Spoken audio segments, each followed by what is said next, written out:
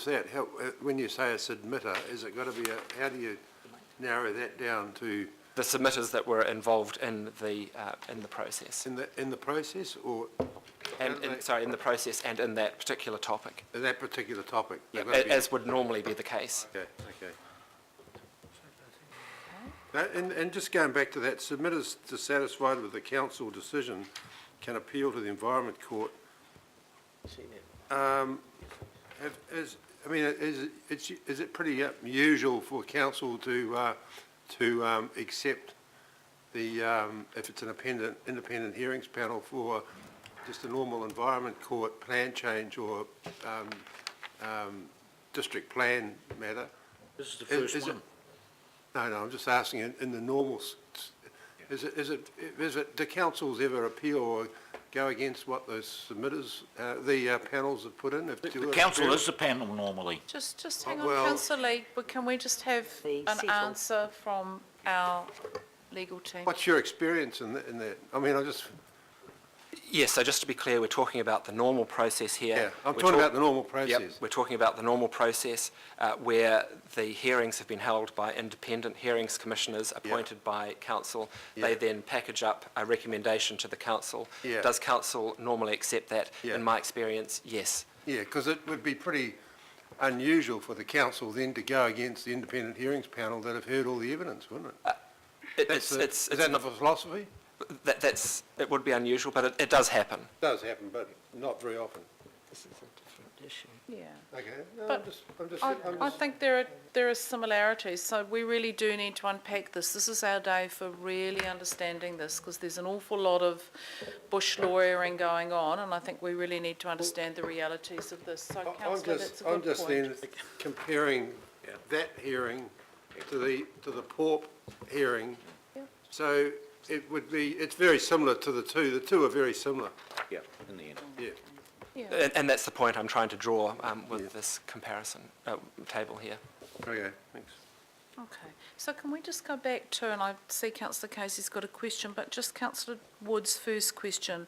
So this is B on page 4, under the Environment Court appeal rights are limited to B, any person appealing a council decision to accept a recommendation that's out of scope. So that the issue there, it's still a little bit unclear to me.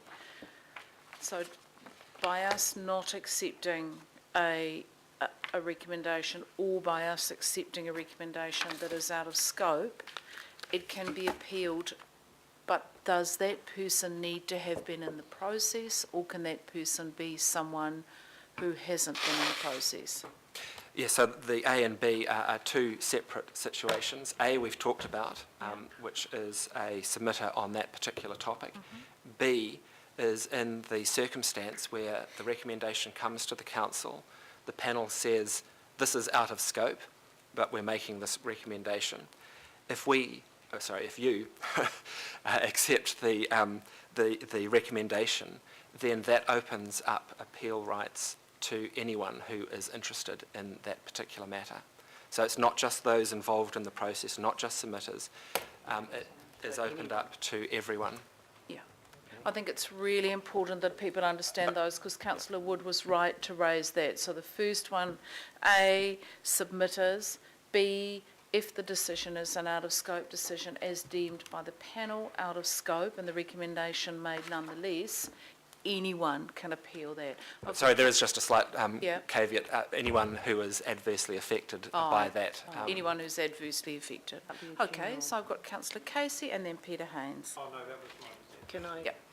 And then Councillor Webster. What's our obligation? We talked about it earlier when we were informal, but what's our obligation to advise the public of the content of the plan? And I'm also concerned that we're not having a hard copy. This is a departure from anything. Not everybody has access to a computer. Not everybody can use a computer or have a tablet. And we absolutely, definitely have to have hard copies. So my question at the beginning is, what's our obligation to advise? Is it our obligation to advise the public about the content of the plan, or is it the independent hearings panel's obligation to advise the public? So the obligation sits with the council. The obligation of the independent hearings panel is to give their recommendations to the council, And in terms of the wording, that's to the chief executive as an administrative thing, and then the chief executive is to obviously bring the recommendations to the council for a decision. But it is up to us to actually release those recommendations, and as I discussed before the committee started, the recommendation of the staff and the process that we've discussed with the chair is that we will make those recommendations publicly available on the 27th of July, which is we get them on the 22nd, which is a Friday, and I suspect we will get them late on the Friday. And then we will put them up on the website before the close of the 27th of July, so that is available for people to access. And in terms of accessing, obviously there are opportunities to access that at our libraries, local board centres and other service centres as well, for people who are keen to understand it. My question wasn't about online, Penny, it was specifically about a hard copy being available for at least in the 21 local board areas. So can I see that point, and we don't have to make the decision now. Let's just actually understand what that might mean, what the implications are, and what the practicalities are. Because I know we printed out copies for all local boards of the unitary plan, and we printed out copies for, I think, all local councillors, and I challenge anyone to tell me that they have paged through the entire hard copy, and the cost of this was tens of thousands of dollars. So I think let's not. Over 100. I think we just need. Yeah. So I think let's just sit with that, and we don't have to make a decision now. But let's just understand what having, 50 copies of the thing look like. There is the practical decision, is we're not getting anything in hard copy from the panel, so we will have to print it all out. Last time, so there's over 800 maps. Last time it took us over 2 weeks to print off all of the maps. Our preference is that the public gets the recommendations as soon as possible. If we focus more on printing them out, it's going to take a lot longer for people to access it. We'd rather the comms was, if you would like to see a copy and you do not have access, then go to your local board services, your library, the service centres, and we will make sure staff are trained on how to actually access it for you. But as the chair says, we can have a conversation about the cost of hard copies. And let's work on the practicalities so that people do feel just going on your own and having a look at a book might not be as useful to people as going and actually sitting with someone who can talk them through it, albeit online. So let's work out what might work for our community. Second question was, can local boards appeal? No, because local boards are considered to be part of council. Right, so how about individual elected members? If you've got the money. Individual elected members could only appeal if they'd been involved as a submitter in their personal capacity. Yes, sorry, or prejudiced in the out of scope thing, but again in their personal capacity. But they'd have to pay for them themselves, wouldn't they? Would be their own money, it wouldn't be council money. They'd be doing it as They an wouldn't be acting individual. as a representative of Right. council in that instance. But only if we have rejected a recommendation. That's as it stands, isn't it? Yeah. But just on the accept, reject, is there any middle ground for amending?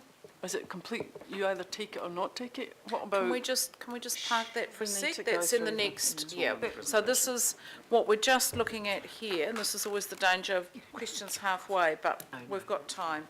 So we're just on understanding the difference between the usual RMA process and the proposed process. Councillor Webster? Well, probably if it's coming up, because that was sort of what I was going to ask, because in the usual resource management process, if you get a recommendation from the independent commissioners, which many of us have used, you do have a mediation ability before it, well, if it goes into mediation in the Environment Court, then you do have a mediation ability. So probably you're going to answer that, because I saw John nodding his head before. Is there going to be that sort of possibility? Once the council makes a decision, and if a submitter appeals a council decision to reject one of the recommendations, and we don't know, I mean, it might be the council rejects a recommendation and nobody makes an appeal against it, because they might like the alternative that the council puts up instead. But if there are appeals, they follow the normal appeal process with the Environment Court, and that would involve mediation directed by the court. So we're gonna this is go like, and- I mean, Yeah. we talk about the Resource Management Act, and we're probably talking about plan changes and things, but, you know, those of us who sat through years of trying to get a district plan up and running, is it the same sort of process? So what we're doing is we're straying into the Okay, next sorry. bit. So, Okay. yep, Can I- slide No. number, yep, Yeah, it's is been is asked. all about the Yep. Okay. appeals. Can I just So- ask a question? Yep, Sorry. oh, hang on, I've got Oh, sorry. councillor Crum, then councillor Cooper. So we're thanks. just doing that, this is the difference between normal RMA and the PORP Yeah, process. and just on the topic of when we release to the public the IHP's recommendations. So, I mean, it sounds great to me, just to recap and confirm that at the close of business, 27th of July, we'll be putting it up on our website, correct? Yep. So public can access it then. But just a little bit of confusion for me, and I just happened to have queried about it in the last week or so in terms of section 150. How do you read that when, for me, through my non-technical eyes, that it says at the same time as we notify our decisions, that's when it gets released. So and then just furthermore, there's a B there about that we're supposed to have available for inspection during working hours free of charge at the offices of council and anywhere else that council determines those recommendations. So that's implying hard copies and availability. We've never Of the notified it. recommendations, Right. yeah. I don't think it's necessarily implying hard copies, it's making it available, which is website. But for inspection, It says at the offices. yes, of and the inspection at the offices could be through a computer terminal. Libraries. Or at a computer terminal or a screen or whatever in the libraries. Just to jump in, the same provision applies to the hearings that are currently underway. The council is required to make all of the panel documents for all of the hearings that are underway or have been underway available for inspection at council's offices, and we meet that requirement by having terminals with computers where people can see all of the panel's documents, all of the evidence filed with the panel. So it's the same wording in relation to the hearings, that available for inspection means can be electronic in form, not necessarily hard copy. But I guess we've talked about doing some further work on the hard So copy the issue. suggestion is no hard copies anywhere for anyone. No, so what we're saying, councillor Crum, is not that at all. Let's be really clear. We're saying let's work, and we've got time, we've got several weeks to work out the best way that we can make this useful for our community. So let's just give that time. We're not making that decision today. But we're also saying, as a council that's pretty focused on cost and effectiveness, if this is going to cost tens of thousands of dollars, let's look at the benefit we're getting, and let's explore, is it worth having, you know, it available electronically in all our board offices with some good planning staff to talk people through, you know. And I'd like us to explore that. You know, we can quickly make decisions here, but we need to work out what's going to be right for our community. That should be our focus, not leaping to, you know, let's automatically print things out that are 3 foot high and no one has the foggiest idea where to start. So let's just take our time over the next few weeks to work that through. So I've got... Excuse me, I think James needs to respond to the first question from councillor Crum, which Oh, is yes, about around section 150. Timing.